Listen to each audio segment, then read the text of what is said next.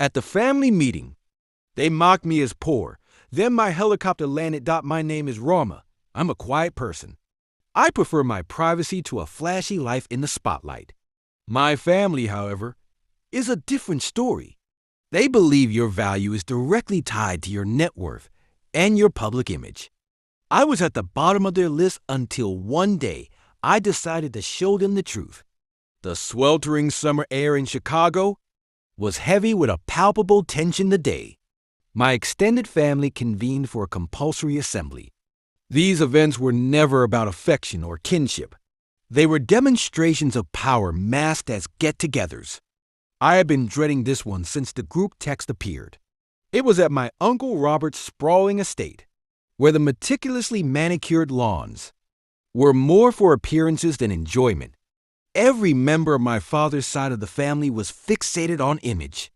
The more luxurious the vehicle, the pricier the timepiece, the greater your perceived worth. By their standards, I was at rock bottom. I arrived in my unpretentious SUV wearing casual pants and a simple white blouse. I could already feel the judgmental stares as I made my way toward the patio. My cousin Chloe, adorned in designer attire as if she were on a catwalk, tilted her head with a look of feigned sympathy. "Rama, you managed to make it. We were not certain you could get away from whatever you do these days," she said, dragging out her words as if they were distasteful. I offered a polite smile. "Good to see you too, Chloe." As I took a seat at the long outdoor table, I observed that everyone's drinks were indelicate. Crystal glasses and their jewelry caught the sunlight as though they had prepared for this moment. My Uncle Robert tapped his glass for attention. "All right, everyone. We have a few family affairs to discuss, including the estate, some investments, and future plans." That is when my Aunt Victoria, the self-appointed expert of rude comments, looked straight at me. And naturally, we must address Rama's situation. We've been quite concerned.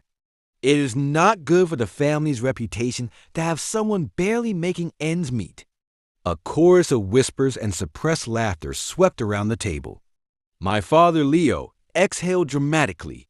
"Rama, you know we adore you, but you have always been an outlier. You do not pursue success the way we do, and you have been well impoverished." "Impoverished?" I repeated, arching an eyebrow. Cousin Chloe interjected.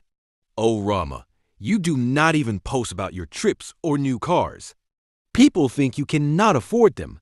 We just want you to live up to the family name." I wanted to chuckle. They had no idea that I preferred a private life.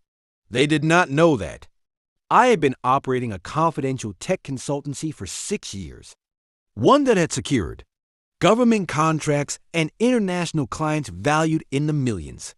My social media silence was not because I had nothing glamorous to show. It was because I valued my privacy, but they had taken it too far.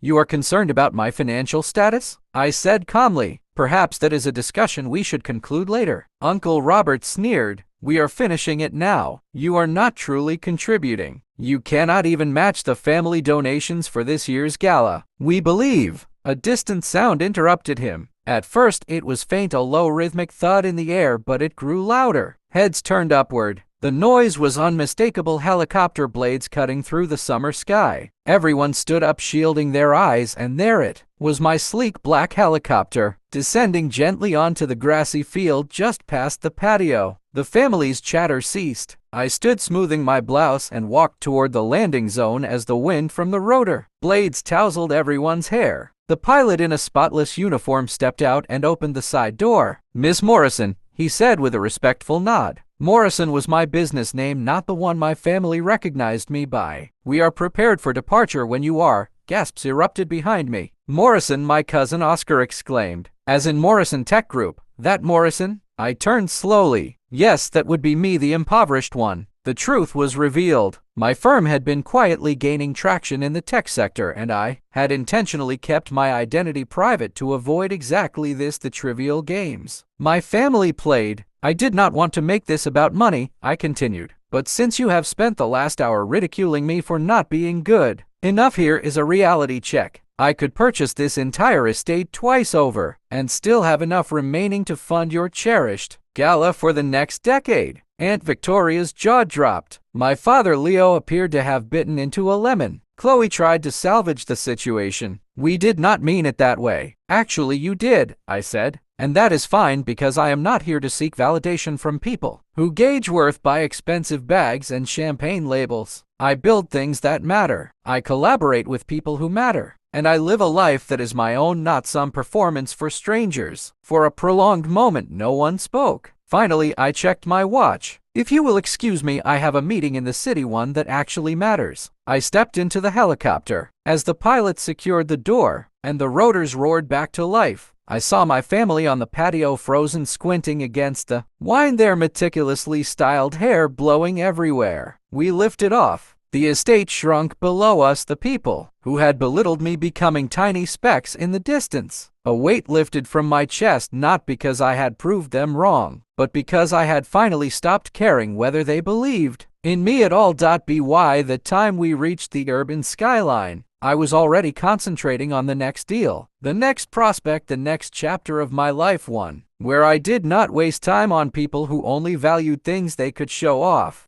The helicopter landed on the rooftop of my downtown office building. My assistant was waiting with a file in hand. "Ready for the Osaka signing, Miss Morrison?" she asked. "Always," I said, stepping out into the brisk air, leaving behind the narrow-minded world I had once been desperate to be part of. That day at the family assembly, they called me poor. But when my helicopter landed, they finally saw the truth, and I did not need their approval to know my worth. Or, more jaw-dropping family dramas and unbelievable twists. Don't forget to subscribe to Home Exposed, where every secret comes to light.